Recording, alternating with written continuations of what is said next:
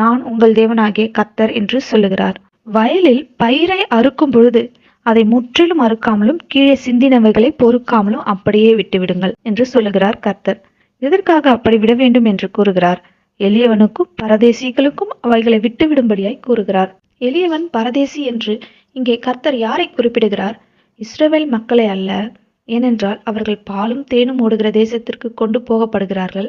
அங்கே அவர்கள் நல்ல செழிப்போடு இருக்கிறார்கள்.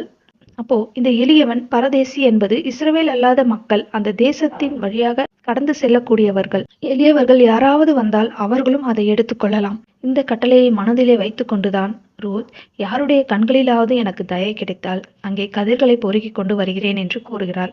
இது அறுப்பின் காலமாயிருப்பதால் எப்படியும் எல்லா வயல்களிலும் கதிர் அறுப்பார்கள். அப்போது பயிர் கீழே சிந்தும், அதை பொறுக்கிக் கொண்டு வந்து சாப்பிடலாம் என்று போகிறாள். நகோமியும் சரி போய் வா மகளே என்று